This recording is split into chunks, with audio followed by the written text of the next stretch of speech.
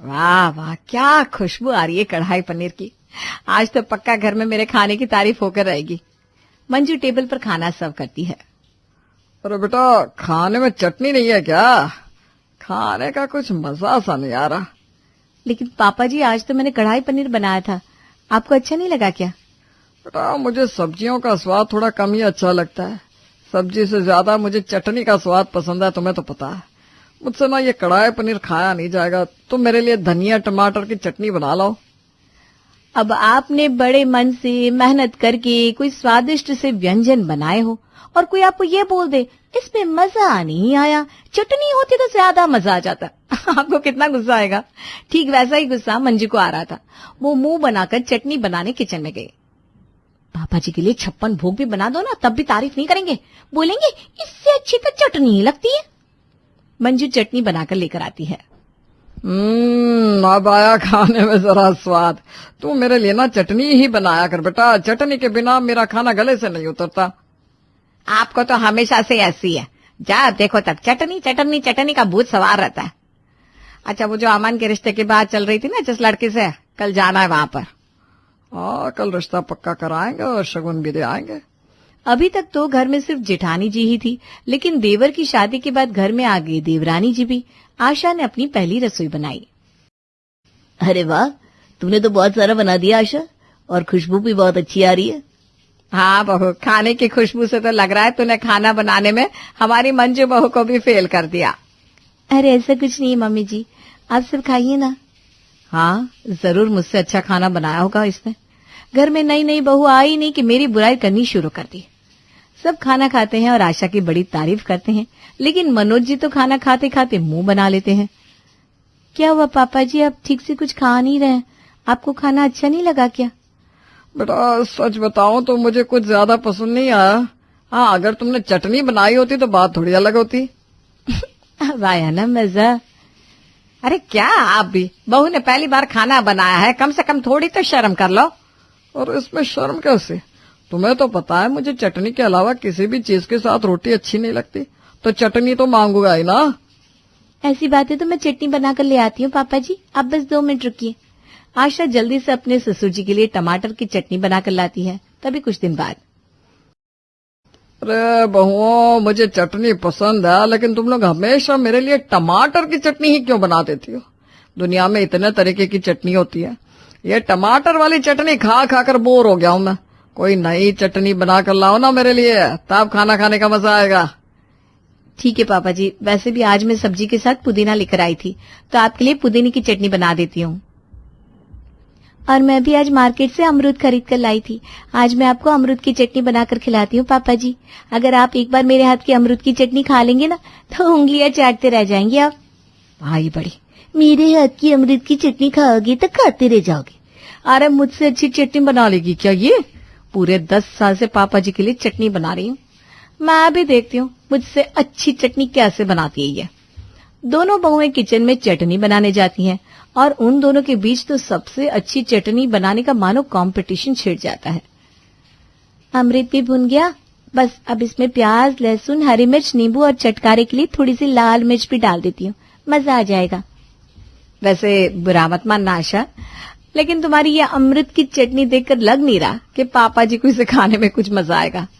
देखो मेरी पुदीने की चटनी कितनी अच्छी लग रही है ना। वो तो वक्त ही बताएगा दीदी। इन्हें लगता है कि मैं नहीं हूं तो इनसे अच्छी चटनी नहीं बना पाऊंगी, लेकिन मैं भी आशा हूं आशा।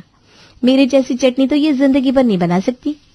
दोनों बहुएं चटनी बनाकर खाना सर्व करती हैं, लेकिन जैसे ही ससुर जी रोटी के साथ चटनी खाते हैं, उनका फेस का एक्सप्रेशन कुछ अच्छा नहीं होता। मैंने तो सोचा था तुम दोनों कोई तड़कती भड़कती सी चटनी बनाओगे, लेकिन इन दोनों चटनियों में तो कोई बात ही नहीं है। खाकर मजा नहीं आया। कोई ऐसी चटनी बनाओ जिसे खाते ही मुंह में उसका स्वाद बिल्कुल बस जाए, जैसा मैंने पहले कभी कुछ खाया ही ना हो। इंटरनेट पर देखो ना, कोई नई नई रेसिपी होगी चटनियों की। ठीक है पापा जी, शाम को आपके लिए कोई नई तड़कती भड़कती सी चटनी बना दूंगी इंटरनेट से देखकर। वैसे पापा जी, मुझे तो इंटरनेट से देखने की भी जरूरत नहीं है। मेरी मम्मी ने मुझे काफी सारी तरीके की चटनी बनानी सिखाई है। शाम को आपके लिए मूंगफली की चटनी बनाती हूँ। घमंड तो देखो जरा इसका। आई बड़ी, मुझे इंटरनेट से रेसिपी देखने की जरूरत नहीं है। अब दोनों बहुएं शाम को फिर से एक दूसरे से बेहतर चटनी बनाने में लग जाती है। मंजू यूट्यूब पर चटनी बनाने की रेसिपी देखती है। ये कुछ अलग लग रही है। संतरे की चटनी खट्टी मिट्टी यही बनाती हूँ। अरे यार, मम्मी मूंगफली की चटनी कैसे बनाती थी मैं तो भूल गई। लगता है अब मम्मी से फोन करके पूछना पड़ेगा। लेकिन अगर इनके सामने फोन किया तो खूब हंसेगी मुझ पर। कमरे में ही जाती हूँ। वहां मंजू संतरे की चटनी बनानी शुरू करती है और आशा फोन करके अपनी मम्मी से मूंगफली की चटनी की रेसिपी पूछती है। अरे मम्मी, तुम कैसे बनाती थी वो मूंगफली की चटनी? मुझे ना आज अपने ससुर जी के लिए बनानी है। मेरे ससुर जी को तो चटनी के अलावा और कुछ पसंद ही नहीं आता। आजकल उनकी कोई अलग चटनी खाने की बड़ी डिमांड चल रही है। मेरी जेठानी को लगता है ससुर जी को मेरे हाथ की चटनी पसंद आ ही नहीं सकती। लेकिन मैं भी ससुर जी को ऐसी चटनी बनाकर खिलाऊंगी ना कि जेठानी जी का मुंह बंद हो जाएगा। फोन में रेसिपी देखते देखते मंजू के फोन की बैटरी खत्म हो गई थी, इसलिए वो अपने कमरे में चार्जर लेने जा रही थी और बीच में ही आशा के कमरे के बाहर से उसने ये सारी बातें सुन ली। अच्छा देवरानी जी, ऐसी बात है, तब तो फिर मैं भी देखती हूँ कैसे बनाती हो तुम मुझसे अच्छी चटनी।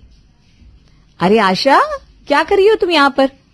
लगता है चटनी की रेसिपी भूल गई हो, इसलिए अपनी मम्मी से बात कर रही हो ना? अरे मंजू दीदी, आप नहीं, ऐसा कुछ नहीं है। वो तो बस मम्मी का फोन आ गया था। अच्छा मम्मी, बाद में बात करती हूँ, बाय। चलिए दीदी, चटनी बनाते हैं। अब चटनी बनाकर मंजू ससुर जी कैसे खट्टी मिट्टी सी चटनी बना दी बहू। थोड़ी धमाकेदार चटपटी सी बनाती। और संतरे की भी कोई चटनी होती है भला, बिल्कुल मजा नहीं आया। मैं समझ सकती हूँ पापा जी, आपको संतरे की चटनी पसंद नहीं आई होगी क्योंकि सामने मेरी मूंगफली वाली चटनी है ना। अरे क्या मूंगफली की चटनी, इतना ज्यादा मूंगफली का टेस्ट आ रहा है इसमें से। चटनी कम, ऐसा लग रहा है पीनट बटर खा रहा हूं मैं। घर वाली बेइज्जती आई पड़ी। क्या दीदी, कुछ बोली क्या आप? नहीं, कुछ भी तो नहीं बोली मैं। अब दोनों की ये रेसिपी भी फेल हो गई। उन दोनों को जितने तरीके की चटनी बनानी आती थी उन्होंने सब बनाकर ससुर जी को खिला दी, लेकिन मजाल है ससुर जी को कोई भी चटनी पसंद आए। अब क्या करूं, कौन सी चटनी बनाकर खिलाऊं पापा जी को? मुझे तो जितनी चटनी आती थी, जितनी मुझे इंटरनेट पर मिली, मैंने सब बना दी, पर इनको कुछ पसंद ही नहीं आता। लगता है मुझे कुछ अलग ही एक्सपेरिमेंट करना पड़ेगा। इधर मंजू के दिमाग में कुछ एक्सपेरिमेंट करने की बात चल रही थी और वहां आशा अपनी सारी सहेलियों को फोन घुमा घुमा कर चटनियों के ऊपर वार्तालाप कर रही थी। यार, ये सारी चटनियां तो मैंने ससुर जी को बनाकर खिला भी दी, कुछ अलग बताना। मैंने तानिया, सोनम और पिंकी से भी पूछा, लेकिन उन्हें भी किसी अलग टाइप की चटनी की रेसिपी नहीं पता। एक काम कर, तू ना अपने ससुर जी को आज आलू की चटनी बनाकर खिला।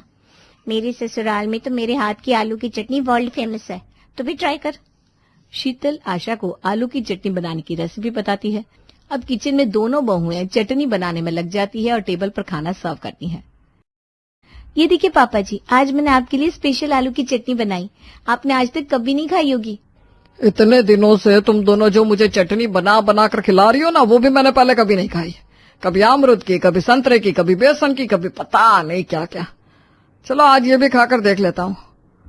तुमने आलू की चटनी बनाई है, लेकिन मंजू तुमने ये किस चीज की चटनी बनाई है? ये इतनी अजीब सी क्यों लग रही है? पापा जी, ये बस देखने में अजीब लग रही है, लेकिन टेस्ट इसका कमाल का है। आप गैस करिए, मैंने आपके लिए आज किस चीज की चटनी बनाई होगी? बेटा, अगर गैस कर पाता तो पूछता ही क्यों। इस चटनी की शक्ल देखकर मुझे कुछ समझ में नहीं आ रहा। मुझे पता था पापा जी, आप इसको बिल्कुल पहचान नहीं पाओगे, क्योंकि आज मैंने आपके लिए स्पेशल बैंगन की चटनी बनाई है। हाँ, बैंगन की चटनी? हाँ पापा जी, ये मेरी इनोवेशन है। इसमें प्याज, टमाटर, नींबू, धनिया, हरी मिर्च, ये सब डाला है मैंने। खाकर जो मजा आएगा आपको, आत्मा तृप्ति हो जाएगी। अरे, तुम्हें अच्छी अच्छी चटनी बनाने को बोला था, पता नहीं क्या ये आलू बैंगन की चटनी बना कर रखती। मुझे तो सोच के ही अजीब सा हो रहा है, पता नहीं इसका टेस्ट कैसा होगा। हाँ बेटा, ये आलू और बैंगन की चटनी खाने में तो मुझे भी डर सा लग रहा है, पता नहीं कैसा स्वाद होगा इनका। अपनी बैंगन वाली चटनी की गारंटी मैं लेती हूँ मम्मी जी, लेकिन हाँ, आलू वाली चटनी का टेस्ट का कोई भरोसा नहीं है। वहां आप अपने रिस्क पर ही खाना। अच्छा दीदी, वैसे मुझे बोलना तो नहीं चाहिए, लेकिन आपकी बैंगन की चटनी से अच्छी है मेरी आलू की चटनी। इसकी तो शक्ल ही इतनी डरावनी लग रही है। खाइए मम्मी जी, पापा जी, बहुत मस्त है। इन दोनों चटनियों का नाम सुनकर उन लोगों का जैसा रिएक्शन आया था, उनका वैसा ही रिएक्शन उन्हें टेस्ट करने के बाद आता है। मजा नहीं आया बहू, बिल्कुल मजा नहीं आया। इसमें पूरा आलू का टेस्ट आ रहा है, इसमें पूरा बैंगन का। अरे चटनी में भी सब्जी का टेस्ट लेना होगा तो मैं चटनी क्यों खाऊंगा? दुनिया में चटनी बनाने की बाकी चीज खत्म हो गई थी क्या, जो तुम दोनों अब इन सब्जियों की चटनी बना रही हो? वही तो बहू, बिल्कुल मजा नहीं आया। इतनी कोशिश और पूरा दिमाग लगाने के बाद भी ससुर जी को बहुओं के हाथ की चटनी पसंद नहीं आई। तभी शाम को आशा छत पर घूम रही थी और छत पर लगे थे पौधे और पौधों में उसे दिख गया एलोवेरा का पौधा। अरे हाँ, एलोवेरा, इसकी चटनी बनाती हूँ एकदम अलग। और कल तो मैंने इसकी रेसिपी भी देखी थी, पता नहीं इसे कैसे भूल गई। इधर आशा छत से खूब सारा एलोवेरा तोड़कर ले आती है और उधर मंजू मिर्चियों की डंठल तोड़ तोड़कर खूब सारी मिर्चियां एक प्लेट में इकट्ठी कर लेती है। आज खिलाऊंगी पापा जी को एकदम तड़कती भड़कती चटनी, लाल मिर्च की चटनी। आज तो पापा जी मेरी तारीफ करने से खुद को रोक नहीं पाएंगे। एलोवेरा छिलकर धो भी लिया, अब इसमें मसाले डालकर इसकी चटनी बना देती हूँ और एंड में एक तड़का भी लगा दूंगी, टेस्ट दोगुना हो जाएगा। दोनों ने फिर से दिमाग और पूरी मेहनत लगाकर बनाई ससुर जी के लिए चटनी, लेकिन असली रिजल्ट तो टेबल पर ही पता लगने वाला था। चटनी बड़ी धमाकेदार लग रही है आज। हाँ, खुशबू भी अच्छी आ रही है। वैसे किस चीज की चटनी है? नहीं मेहुल भैया, हम अभी आपको नहीं बताएंगे। हाँ, आप खुद खाकर बताइए चटनी किस चीज की है, और ये भी बताइएगा किसकी चटनी सबसे ज्यादा अच्छी है। ये लाल वाली मेरी है और ये अजीब सी है, ये इसकी है। अजीब सी से क्या मतलब है? अब जैसे दिख रही है वैसे ही बोलूंगी ना। चलिए चलिए, आप खाना शुरू कीजिए। सब खाना शुरू करते हैं और सबसे पहले मंजू की बनाई हुई मिर्च की चटनी खाते हैं। उससे तो जो सबके कानों से धुएं निकलते हैं, तौबा रे तौबा। ये क्या आग बना दी बहू, इतनी मिर्च है भगवान। मुझे पता था इनकी चटनी में कुछ न कुछ गड़बड़ है। अब मेरे हाथ की चटनी खाओ पापा जी, आपको थोड़ी राहत मिल जाएगी। इसमें इतनी मिर्ची नहीं है। एक तो मिर्च की चटनी खाकर सबका मुंह वैसे ही जल चुका था, अब सबने खा ली एलोवेरा की चटनी। और आप सोचो, कोई एलोवेरा की चटनी खाएगा तो उसका हाल क्या होगा। अभी तक तो सबके कान से सिर्फ धुआं निकल रहा था, लेकिन अब सब वॉशरूम की तरफ उल्टी करने के लिए भागे। क्या हो गया पापा जी, आप सब भागते भागते कहाँ चले? बहू, बहू जी। मम्मी जी। बोलिए मम्मी जी। अरे तुम दोनों आ ही गई। अच्छा ये लो, मैं तुम्हें ये मूली देने के लिए बुला रही थी। सुबह तुम्हारे पापा जी के साथ वॉक पर गई थी ना, तो रास्ते में ये मूलियां दिख गई। आज गर्मा गर्म मूली के पराठे बना दो, बहुत दिन हो गए खाए। ठीक है मम्मी जी। दोनों बहुएं अब मूली के पराठे बनाने में लग जाती है और चटनी बनाने के लिए आज कोई अलग सी रेसिपी ढूंढने लगती है, लेकिन ना तो उन्हें अलग रेसिपी मिलती है और ना ही। अरे नहीं बहू, चटनी एक ऐसी चीज है जिसे तुम जितने चाहे उतने फ्लेवर दे सकते हो। अब टमाटर की चटनी चटपटी भी बनती है, खट्टी मीठी भी बनती है, और कुछ लोग उसे तड़का लगाकर भी खाते हैं, और उन तीनों का टेस्ट ही एक दूसरे से अलग आता है। आपने बिल्कुल ठीक कहा पापा, ये दोनों चटनियां अपने आप में टॉप क्लास है। बनी दोनों बेशक मूली के पत्तों से है, लेकिन दोनों का फ्लेवर बहुत अलग है। लेकिन जो भी है बहुत अच्छा है। बिल्कुल ठीक कहा भैया। वैसे तो मैं सब कह ही चुका हूँ, लेकिन बस ये बोलना बाकी रह गया है कि आज से घर में चटनी बनेगी तो सिर्फ मूली के पत्तों की बनेगी, और ऐसी ही बनेगी। मूली के पत्तों के अलावा आज से घर में दूसरी कोई चटनी नहीं बनेगी। ससुर जी की पसंद की जिस चटनी को बनाने के लिए दोनों बहुओं ने इतनी मेहनत और सोना और जया दोनों ही देवरानी जिठानी बड़े ही प्यार से रहा करती थी। वो हमेशा एक दूसरे को सम्मान देती थी और दो बहनों की तरह रहा करती थी। एक दिन, बहू, अरे ओ सोना बहू, कुछ खाने को दे दे, बड़ी भूख लगी है। अभी तो खाना बनने में समय होगा ना। जी माँ जी, आधा घंटा लगेगा। जया दीदी, मेरे हाथ में तो आटा लगा है। डोंट वरी, मैं उन्हें कुछ खाने को दे आती हूँ। फिर जया सास के लिए खाना लेकर आती है। वहीं दोपहर के खाने के बाद जब सभी बैठकर टीवी देख रहे होते हैं, बहू, अरे आओ बहू, ये देखो मैंने तुम दोनों के लिए साड़ी लाई है, जो पसंद है ले लो। ये पीली वाली साड़ी काफ़ी सुंदर है। हाँ, मुझे भी वही अच्छी लगी। अच्छा, एक काम करो सुना, तुम ये रख लो। नहीं नहीं जया दीदी, पहले आपने इसे देखा था ना, आप इसे रख लो। साड़ी का क्या है, इतनी सारी साड़ियाँ तो हैं, और ये घर में ही रहेगी। जब मेरा मन हुआ तो आपसे मांग लूँगी। ये भी ठीक रहेगा। फिर दोनों बहुओं के जाने के बाद पिछले जन्म में कोई पुण्य ही किए होंगे मैंने, जो इतनी समझदार और शांत स्वभाव की बहुएं मिली। तभी सास को बुआ का कॉल आता है। हेलो, हाँ दीदी, कैसी हो? हम तो बढ़िया हैं भाभी, आप बताओ। मैं भी ठीक हूँ दीदी। अच्छा है भाभी, मैंने ये बताने के लिए फ़ोन किया था कि मैं शाम की ट्रेन से आ रही हूँ, कैलाश को लेने भेज देना, और मेरे आदर सत्कार में कोई कमी नहीं रहनी चाहिए भाभी। दीदी, ये भी कोई कहने वाली बात है, आप चिंता ना करें। जया बहू, सोना बहू, जल्दी आओ इधर। जी सासू माँ। जी माँ जी। तुम्हारी बुआ सास आ रही है, तो अच्छे से खातिरदारी करना उनकी, कोई कमी नहीं होनी चाहिए। जी माँ जी, आप बेफिक्र रहें, हम उनका पूरा ख्याल रखेंगे। वहीं अगली सुबह बुआ सास घर आती है। आपका स्वागत है बुआ जी। दोनों बुआ सास के पैर छूती हैं और उन्हें घर में लाती हैं। लीजिए बुआ जी, आप ये रसमलाई खाइए, कल्लू हलवाई की यहाँ से मंगाई है, आपकी फेवरेट है ना ये? हाँ बहू, ला ला, बहुत दिन हो गए कल्लू हलवाई की यहाँ की मिठाई खाए। देखना दीदी, मिठाई के साथ उंगली ना खा जाना एक्साइटमेंट में। अच्छा मजाक था भाभी। वहीं दोनों बहुएं बुआ सास की खूब खातिरदारी करती है। उनके लिए नहाने का पानी गर्म करने से लेकर रात में सोने तक उनकी खूब खातिरदारी करती। वहीं बुआ जी के मन में अलग ही खिचड़ी पक रही थी। इस घर में 4 बर्तन हो और खटर पिटर ना हो, ऐसा कैसे हो सकता है? तभी सास वहाँ आती है। भाभी, आपकी दोनों बहुएं कभी आपको तंग तो नहीं करती ना? देखो, ऐसी कुछ भी बात हो तो बता दो, दोनों की क्लास लगा दूंगी। अरे नहीं नहीं दीदी, मेरी दोनों बहुएं बड़ी ही समझदार है, कभी नहीं लड़ती, और तो और मेरा बहुत ख्याल भी रखती है। ख्याल तो अब भी रखेंगी, लेकिन शांति नहीं रहेगी अब। वहीं कुछ ही देर बाद बुआ के जाने का समय हो जाता है। अच्छा भाभी, मैं चलती हूँ, फिर आऊँगी। प्रणाम बुआ जी, जल्दी आइएगा। आराम से जाइएगा बुआ जी। फिर बुआ जी तो वहाँ से चली जाती है। लेकिन उनके जाने के बाद बहुओं को न जाने क्या हो जाता है, कोई काम ढंग से नहीं करती। ऊपर से दोनों बहुओं में जंग का माहौल बना रहता है। एक दिन पड़ोसन घर आती है।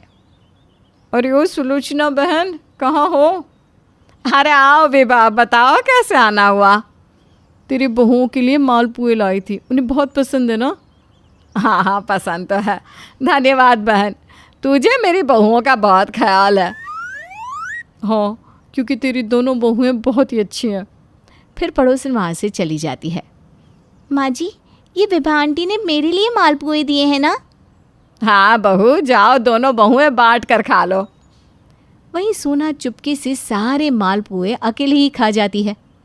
अरे वही सोना, ये मालपुए अकेले ही क्यों खा गई? मेरा हिस्सा कहाँ गया? दीदी, मैंने आपका हिस्सा रखा तो था, लगता है बिल्ली आके खा गई। ये बिल्ली बहुत चटोरी हो गई है। कौन सी बिल्ली ने खाया है, मैं अच्छे से जानती हूँ। शाम के समय, बहू ये ले तेरे पति, देवर और ससुर जी के कपड़े। सारे कपड़ों की जेब चेक करके मशीन में लगा दे धोने को। जी माँ जी। फिर जया सारे कपड़ों की जेब चेक करके कपड़े धोने को लगा देती है। वहीं उसे सोना के पति के कपड़े में 2000 की नोट मिलती है। आज तो कपड़े धोने के चक्कर में अच्छी कमाई हो गई। बड़ी खुश हो रही जेठानी जी, क्या बात है? अरे खुशी है, गाना थोड़ी ना है कि गा कर बताऊं। वैसे कपड़े धुलते समय तुम्हारे पति की जेब से 2000 रुपये मिले। हाँ, तो लाओ दो मेरे पति की कमाई। ओ मैडम, मैंने कपड़े धोए हैं। अपने पति की कमाई लेने आ गई। इसी तरह कपड़े भी धुलने के लिए आई होती। अरे तुम्हें याद ना हो तो याद दिला दूं कि ये रूल तुमने ही बनाया था कि कपड़े धुलते समय कपड़ों में से जिसे भी पैसा मिले तो वो रख लेगा। हाँ, तब मैं आपकी हरकतों से नादान थी, अब तो समझ चुकी हूँ कितनी महालालची हो आप। समझ तो मैं भी सब गई हूँ अच्छे से। फिर दोनों वहाँ से चली जाती है। अब घर में कोई भी चीज़ आती या कुछ भी होता, दोनों भूखे कुत्ते की तरह उस पर टूट पड़ती।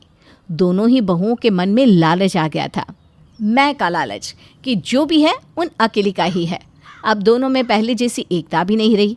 जिसका काम वही करे, कुछ भी हो, लेकिन एक दूसरे की हेल्प गलती से भी ना करती। फिर एक दिन दोनों बाजार से वापस आ रही होती है। वो देख, सुलोचना बहन जी की बहू जा रही है। अरे बड़ी गुणवान है दोनों भी। आजकल की बहू में बड़ा छल कपट और लालच रहता है, लेकिन ये दोनों तो मन की बहुत साफ है। अच्छा, एक टेस्ट लेते हैं, अभी पता चल जाएगा दोनों में लालच या छल कपट है या नहीं।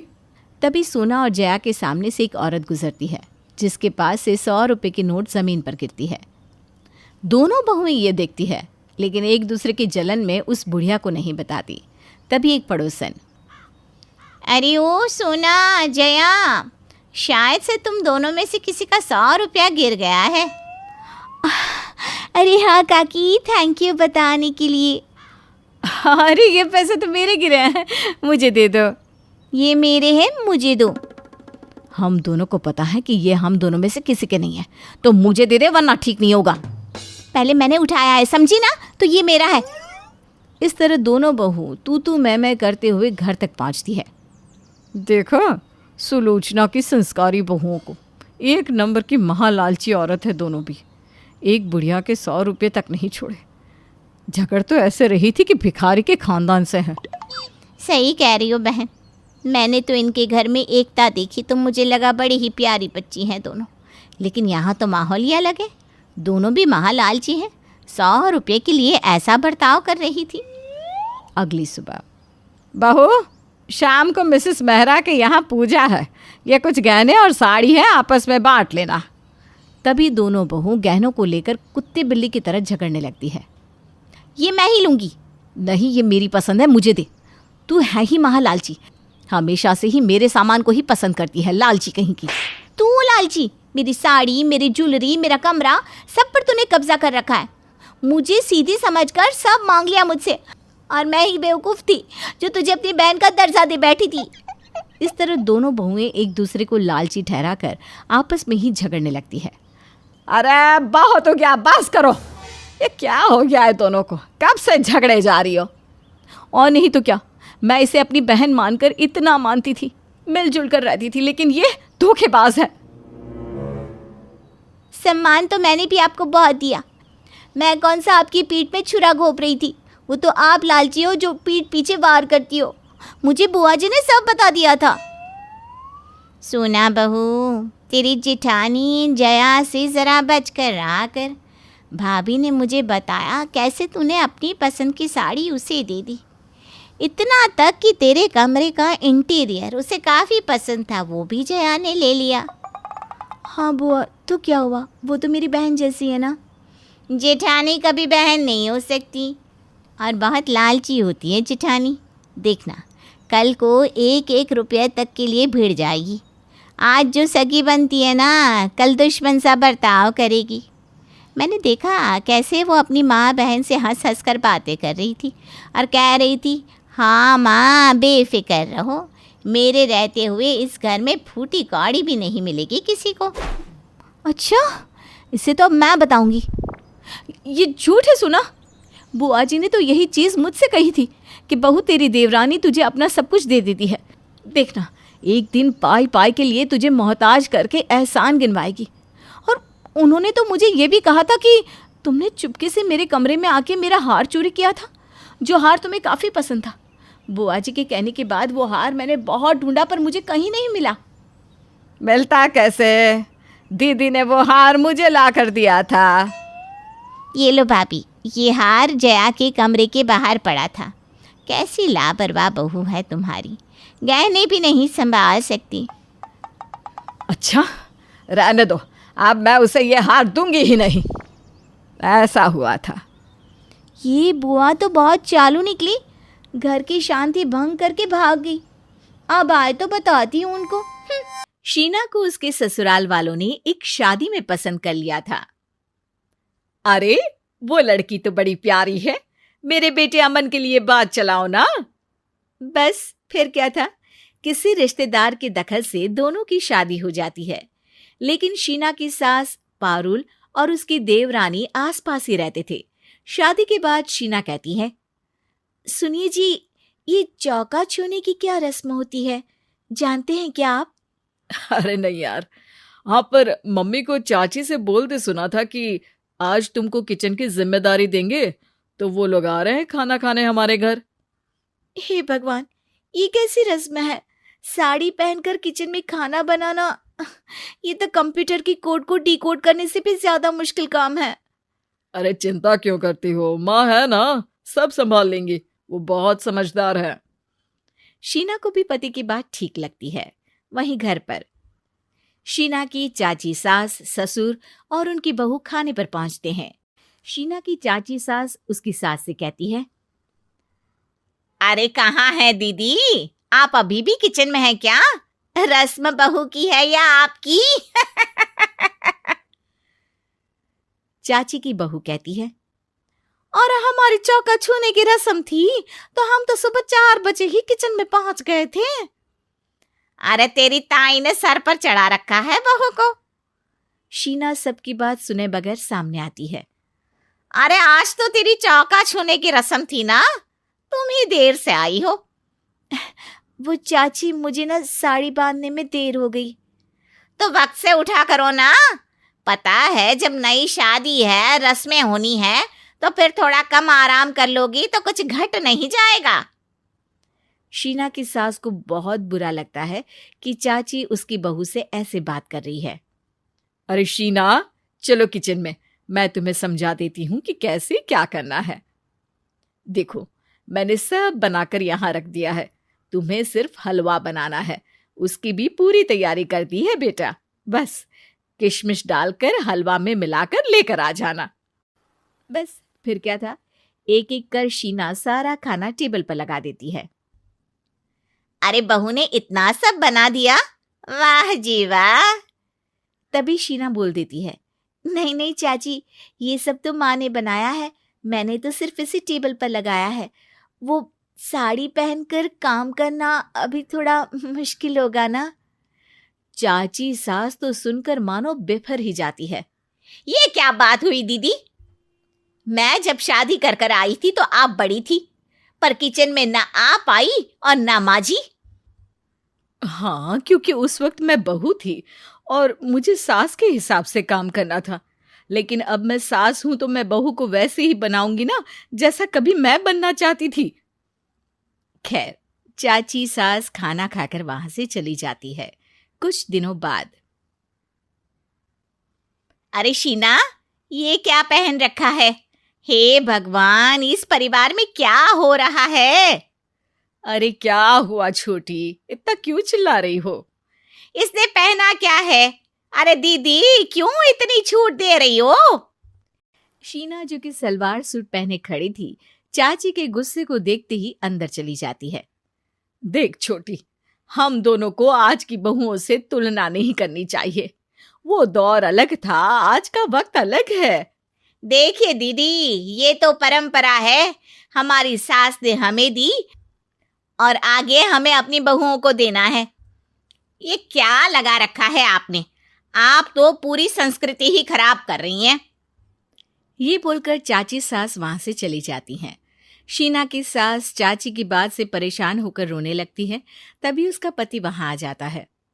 अरे क्या हुआ भाग्यवान, फिर तुम्हारी देवरानी तुमको ताने देकर चली गई है क्या? हाँ, पता नहीं मैं ठीक कर रही हूं कि नहीं, पर मुझे तो बहू के सूट पहनने में कुछ गलत नहीं लगता। अरे लोगों की बहुएं तो न जाने क्या क्या पहनकर घूम रही हैं। मैं तो उसे भी बुरा नहीं मानती। ये क्या मेरी गलती है? अरे नहीं, बिल्कुल नहीं। अपने किए फैसले का सम्मान करो, ठीक है सब। कुछ दिन निकल जाते हैं। फिर आता है शीना का पहला करवा चौथ। अरे शीना बेटा, यह त्योहार हमारे घर में बहुत मायने रखता है। तुम शाम की पूजा के लिए अच्छे से तैयार हो जाना। और सुनो, चाची सास और उनकी बहू भी यहाँ आएंगी पूजा के लिए, तो खाना भी बनाना है, वो मैं बना लेती हूँ। तुम बस आज के दिन साड़ी पहनना बेटा। शीना समझ नहीं पाती है कि चाची सास के आने पर उसकी सास उसे साड़ी पहनने को क्यों बोलती है। नहीं नहीं माँ जी, मैं सारा खाना बना लूंगी, आप उसकी चिंता ना करिए, अब तो मैंने सब कुछ सीख लिया है। शीना की सास उसकी बात पर खुश हो जाती है। छोटी को पता न चले कि मेरी बहू घर में सूट पहनती है, तो मैंने आज साड़ी पहनने को बोल दिया। क्यों लोगों को बिना वजह बात बनाने का मौका दें। शाम को सब पूजा पाठ करके बैठे होते हैं कि चाची सास की बहू चाची सास से कहती है, माँ जी, आज के दिन तो आप लोगों के घर बहुओं को नेक दिया जाता है ना। हाँ हाँ बहू, बोलना, तुझे तेरी सास से क्या चाहिए? हाँ शीना बेटा, तू भी बता दे कि तुझे क्या चाहिए। मम्मी जी, मुझे ना आपका वो रानी हार चाहिए जो आपने अभी पहना है। चाची सास थोड़ा हिचकिचाते हुए कहती है, हाँ हाँ ले लेना, सब तेरा ही तो है। तुझे कौन सा हार चाहिए बहू? माँ जी, मुझे नेक में आपसे परमिशन चाहिए कि आप मुझे नौकरी की इजाजत दें। आप तो जानती हैं कि मैं और ये एक ही कॉलेज में एक ही क्लास में साथ में थे, लेकिन आज वो कहाँ है और मैं कहाँ। वाह जी वाह, ये भी सुनना बाकी रह गया था। इस खानदान की बहू नौकरी करने बाहर जाएगी। और मैं भी तो इंटर पास हूँ, पूरे 2nd डिवीजन, लेकिन कभी मजाल है कि नौकरी की बात की हो। पर दीदी, मैंने MBA किया है, वो भी बड़े संस्थान से। तभी शीना का पति और ससुर भी वहां आ जाते हैं। देखो बेटा, मैं वही सोच रहा था कि तुम नौकरी करने के लिए क्यों नहीं बोल रही हो। मुझे लगा शायद तुम नौकरी करना नहीं चाहती हो। नहीं पापा, वो तो हमेशा से ही कुछ नाम कमाना चाहती है। अपने माता पिता को भी इसने कहा था कि वो आप लोगों को अपनी तरह से समझ लेगी। सास को शांत दिखकर शीना कहती है, मम्मी जी, मैं वादा करती हूँ घर का सारा काम करके ही ऑफिस जाऊंगी। खाना पीना किसी भी चीज के लिए घर वालों को परेशानी नहीं होने दूंगी। वक्त से पहले उठूंगी और काम वाली को भी हटवा दूंगी। शीना की बात सुनकर सास हंस पड़ती है। अरे शीना, ये ज्यादा हो गया। हाँ बिल्कुल काम करो बेटा, पढ़ी लिखी हो, नौकरी में अच्छा कर सकती हो। जरूर बेटा, दिया तुम्हें तुम्हारा नेग। हाँ, पुरानी परंपरा जरूरी नहीं कि अच्छी ही हो, कभी कभी बदलाव लाना भी जरूरी होता है, जिसे देर से ही सही लेकिन समाज अपना ही लेता है। आइए आइए, मेरी दुकान पर आइए, यहाँ डुप्लीकेट चीजें मिलती हैं। मेरे ग्राहक का हाथ छोड़िए देवर जी, वरना मेरा हाथ उठ जाएगा। ये कहानी शुरू होती है वंशराज परिवार के घर से, जहां अपने ऑफिस से दोपहर को ही दिलीप लौट आता है, जिसे देखकर उसकी माँ आश्चर्य से उसे पूछती है, अरे दिलीप, तो इस वक्त? दिलीप कोई जवाब नहीं देता और सिर पकड़कर बैठ जाता है। सब खत्म हो गया माँ, मेरी नौकरी चली गई, अब कैसे मेरा घर चलेगा माँ, अब क्या होगा।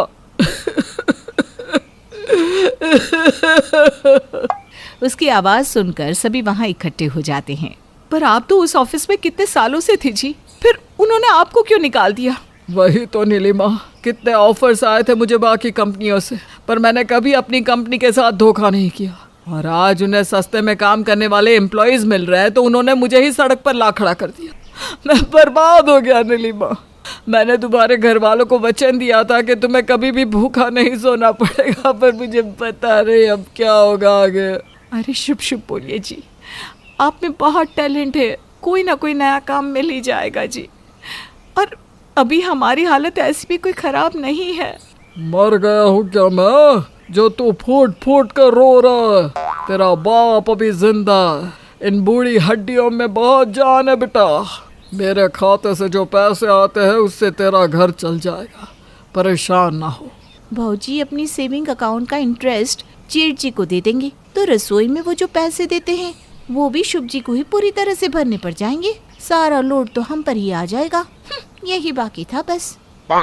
मुझे बोलना तो नहीं चाहिए जेठ जी, पर ये भी तो ऑफिस जाते हैं। अगर आप में काबिलियत है तो ऑफिस वाले आपको निकाल ही नहीं सकती। याद कीजिए, आपसे कोई गलती तो नहीं हुई ना। क्या ये समय है ये सब बोलने का बहू? तुम में अकल वकल है कि नहीं? दिलीप को अपने घर वालों की बात सुनने के बाद हिम्मत मिलती है और अगले दिन से ही वो नए काम की तलाश में निकल पड़ता है। समय का करिश्मा देख रहे हैं दिलीप जी, मेरा मैनेजर सामने से आपके पास ऑफर लेकर गया था, पर उस वक्त तो आपको अपनी कंपनी के साथ लॉयल्टी निभानी थी। उस दिन अगर आप मुझसे हाथ मिला लेते तो ये दिन नहीं देखना पड़ता आपको। खैर, मेरे ऑफिस में ऑलरेडी नीड से ज़्यादा एम्प्लॉयज़ है, मैं आपको नौकरी पर नहीं रख सकता। दिलीप कई कंपनियों में इंटरव्यू देता है पर उसे कहीं भी काम नहीं मिलता। माँ, मैं बुरी तरह परेशान हो गया हूँ, कोई काम ही नहीं मिल रहा, न जाने कैसे काम मिलेगा मुझे। मुझे तो लोगों की दलाली करना पसंद ही नहीं बेटा। तुम लोग ऑफिस ज्वाइन कर रहे थे तब तो मैं पहले से कहता था कि खुद का काम कर लो, वही अच्छा है, खुद ही मालिक खुद ही नौकर। देख, तू मेरी बात मान और कोई बिजनेस कर ले। कोई दुकान खोलने के लिए भी तो रेंट पर दुकान लेनी पड़ेगी ना बाबूजी। 2-3 महीने तो दुकान को सेटअप करने में ही चला जाता है, तब तक फिजूल में बैठे बैठे रेंट चुकाते रहो। और तुझे बाहर क्यों जाना है? हमारे घर के नीचे ही खोल ले दुकान, थोड़ा रिनोवेशन में पैसा लग जाएगा, वही ना, और क्या होगा, पर जगह तो अपनी ही रहेगी। वाह पिताजी, ये तो मैंने सोचा ही नहीं था। बाप बाप होता है बेटा। दिलीप अपने घर के नीचे ही दुकान बनवा लेता है और उसमें राशन का माल गिरवा लेता है। आपका काम सही से चल पड़े भैया। भगवान कर ऐसा ही हो। वैसे तो लोग अभी से ही मेरा नंबर लेने लगे हैं, मोहल्ले वालों ने तो पहले ही कह दिया कि अब वो महीने का राशन मुझसे ही लेंगे। मैं तो कहता हूँ शुभ, तू भी मेरे साथ इस बिजनेस में आ जा। तू अपने ऑफिस जाया करना, पर तेरी भी इसमें हिस्सेदारी रहेगी तो अच्छा ही रहेगा। संडे को तू भी हिसाब देख लिया करना। तो क्या ये दुकान मेरी नहीं है भैया? तुम भी ना। ये सारी बातें वहीं खड़ी रेशमा सुन लेती है। सुनिए जी, मुझे आपसे 2 मिनट बात करनी थी, जरा अंदर आइए। शुभ रेशमा के पास जाता है। ये लोग बड़े कुसुगने, आप भूल कर भी जेठ जी के काम में पैसे मत लगा दीजिएगा। ये सब तो भट्टा बिठाकर सर पर हाथ रखकर बैठ जाएंगी और बेकार में आपकी लगाई रकम फंस जाएगी। अच्छा, जैसा तुम बोलो रेशमा। शुभ लौटकर अपने भाई के पास जाता है। वो भैया, क्या है ना, अपने ऑफिस के काम से इतना ओवरलोडेड रहता हूँ, कहाँ मुझे टाइम मिलेगा बिजनेस देखने का। और वैसे भी ये कस्टमर को संभालना ना मेरे बस की नहीं है, आप संभालिए दुकान। दिलीप अपने किराने की दुकान की ओपनिंग कर देता है। पहले ही दिन ग्राहकों की भीड़ उसके दुकान पर उमड़ पड़ती है। अरे भाई, आम का एक साबुन दे दो। भाई 2 किलो आटा तोल देना, मुझे घर पहुंचना है। अरे यार, तूने मेरे महीने का राशन पैक किया कि नहीं? हाँ हाँ, मैं सबको एक एक करके सारी चीजें देता हूँ, बस 2 मिनट वेट कर लो। दिलीप की खुशी का कोई ठिकाना नहीं रहता। शुरुआत में उसे बड़ी घबराहट हो रही थी कि उसका काम कैसे चलेगा, पर भगवान की कृपा से पहले ही दिन उससे बहुत अच्छी बोनी हो जाती है। बाबूजी, लीजिए 20,000 रुपए, मेरे पहले दिन की बोनी। ये पैसे आप रखिए और कल से गल्ले पर आप ही बैठेंगे। अरे बेटा, तू संभाल गल्ला, इनकी ऐसे भी उम्र हो गई है, कुछ का कुछ हिसाब कर देंगे। बाबूजी की नज़र इतनी भी कमज़ोर नहीं हुई है माँ। वैसे भी गल्ले को संभालते हुए ग्राहकों को सामान देना मुश्किल की बात हो जाती है। बाबूजी गल्ला देख लेंगे और मैं ग्राहकों को सामान निकाल कर दे दिया करूँगा। केशव दिलीप के सर पर हाथ फेरता है और उन पैसों को कीकई के हाथ में पकड़ा देता है। अगले दिन दोनों बाप बेटे समय पर दुकान खोलने नीचे आते हैं, पर दुकान के बाहर पहले से ही लंबी लाइन लगी हुई थी। भाई, तो थोड़ा जल्दी दुकान खोल लिया कर। 9 बजे कौन खोलता है? 7 बजे दुकान खोल लिया कर भाई, हमें ऑफिस घर के लिए भी तो निकलना होता है। हाँ हाँ बेटा, बस 2 मिनट। दिलीप, तू जल्दी से दुकान खोल ले बेटा। दोनों फौरन दुकान खोलते हैं। दिलीप ग्राहकों को राशन का सामान निकाल कर देता जाता है और केशव सबसे पैसे लेता है। आपने सही कहा था पिताजी, मुझे बिजनेस करना चाहिए था। 80,000 की कमाई। मेरे तो आंसू नहीं रुक रहे, और ये सब ना आपकी सलाह से हुआ है पिताजी। तो तुझे क्या लगता है राशन का दुकान चलाना छोटी बात है? अरे लोग ऐसे ही करोड़पति हो जाते हैं राशन की दुकान से। अग्रवाल साहब ने हाल ही में 2-4 चकिया निकाली है, उनका है ही क्या एक राशन दुकान। दिलीप जो पैसे कमाता उसे अपने माँ बाबूजी को दे दिया करता।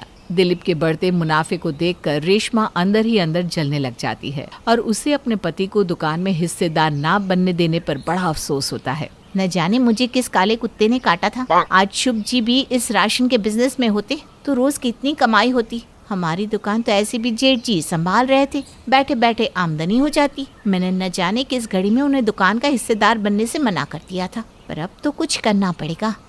रेशमा रसोई में जाती है और जोर जोर से कुछ न कुछ बड़बड़ करती हुई बर्तनों को पटकने लगती है। अरे रेशमा, क्या हुआ? कोई बात हुई है क्या?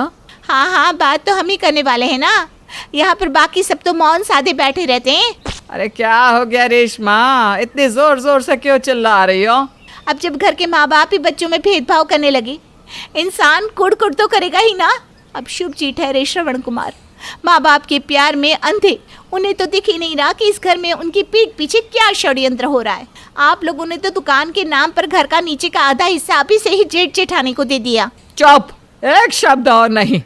अब जब घर के माँ बाप ही बच्चों में भेदभाव करने लगेंगे तो इंसान कुड़ तो करेगा ही। अब शुभ जी ठहरे श्रवण कुमार, माँ बाप के प्यार में अंधे। उन्हें तो दिख ही नहीं रहा कि इस घर में उनकी पीठ पीछे क्या षड्यंत्र हो रहा है।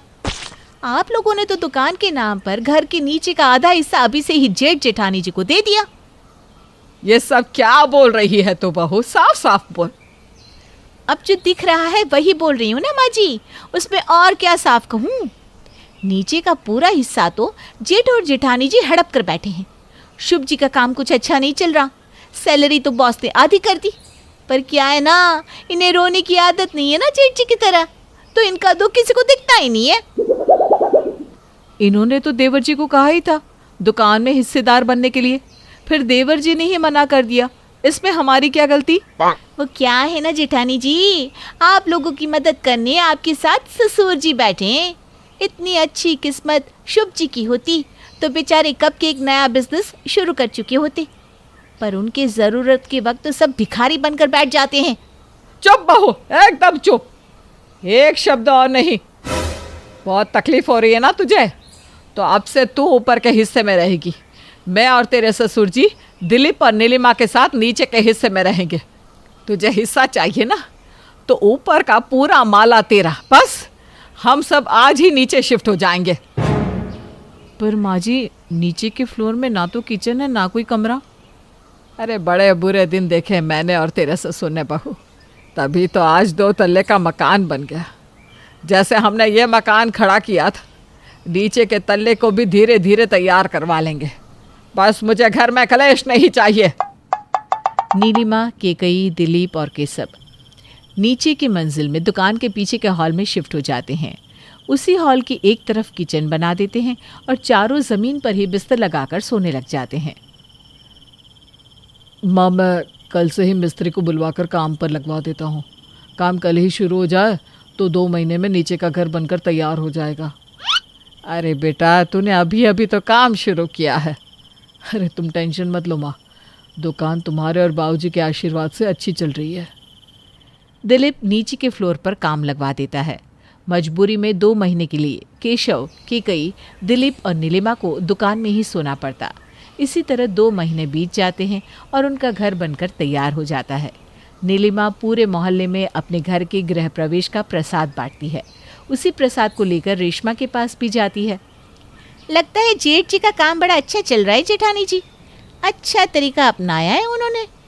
खैर, अब शुभ जी भी बिजनेस खोलने की सोच रहे हैं, बहुत जल्द हम भी एक फ्लैट ले लेंगे। नीलिमा कुछ नहीं कहती और वापस नीचे चली जाती है।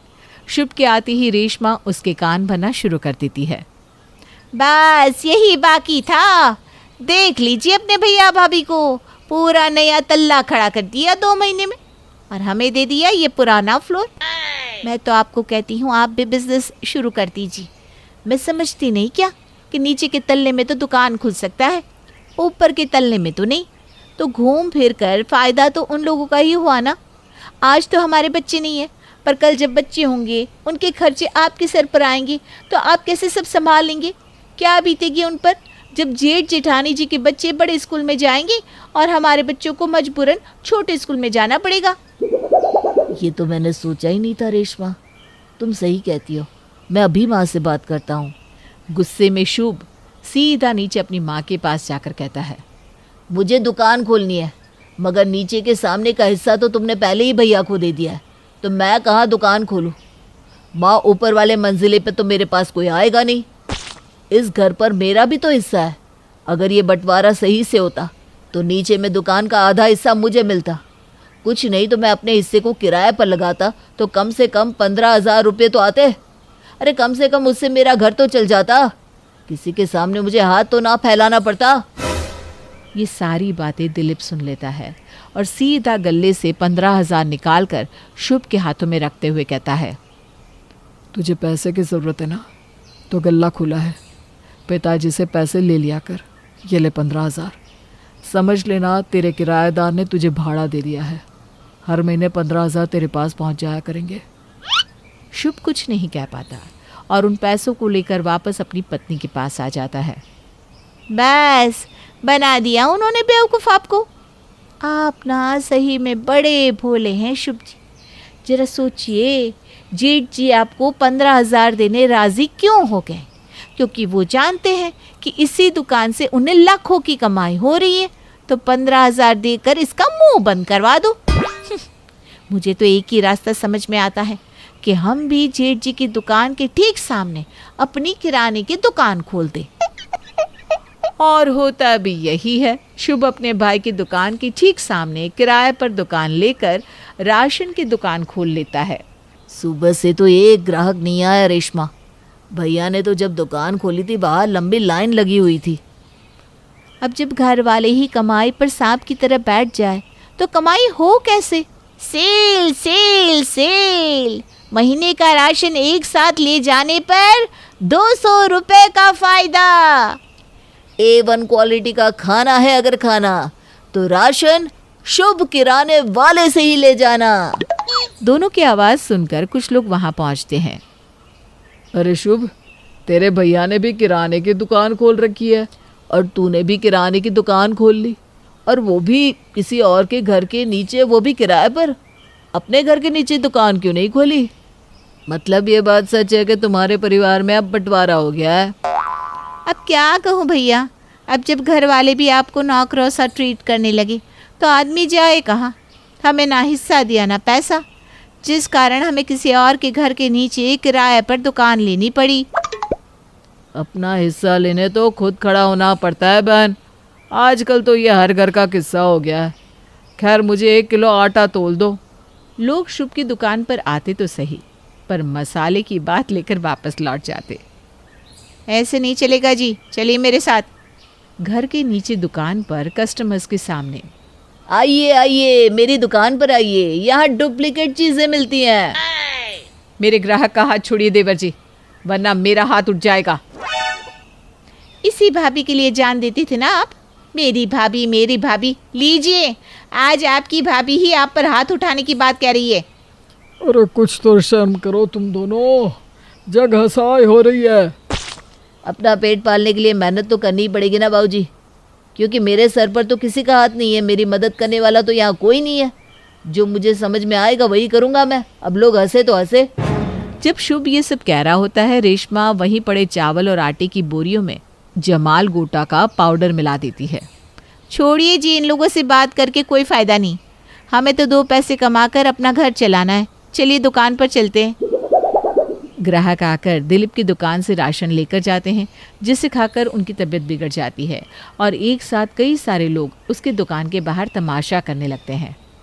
मारो इसे, 2 पैसे क्या कमाने लगा, खाने में मिलावट करने लगा। भैया इतने गिर जाएंगे, ये मैंने नहीं सोचा था।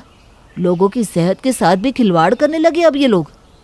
धीरे धीरे लोग दिलीप की दुकान छोड़कर शुभ की दुकान पर जाना शुरू कर देते हैं। शुभ का काम बड़ा ही अच्छा चलने लग जाता है और एक दिन जब वो गल्ले पर बैठा हुआ होता है, अचानक उसके सीने में दर्द उठता है। अपने पति को तड़पता देख रेशमा जोर जोर से चीखती है, जिसे सुन दिलीप, उसकी पत्नी और बाकी सभी लोग भी वहां पहुंचते हैं। कभी किसी का हक नहीं मानना चाहिए और मैंने वही किया। लगता है उसकी सज़ा मुझे मिल रही है। मेरे सुहाग को कुछ नहीं होना चाहिए। मुझे नहीं चाहिए धन दौलत, मुझे कुछ नहीं चाहिए। सभी भागकर शुभ को डॉक्टर के पास लेकर जाते हैं। शुभ ठीक हो जाता है, पर इस हादसे से रेशमा के अंदर का गुरूर हमेशा के लिए खत्म हो जाता है और उसके बाद दोनों भाई मिलजुल कर एक साथ काम करने लग जाते हैं।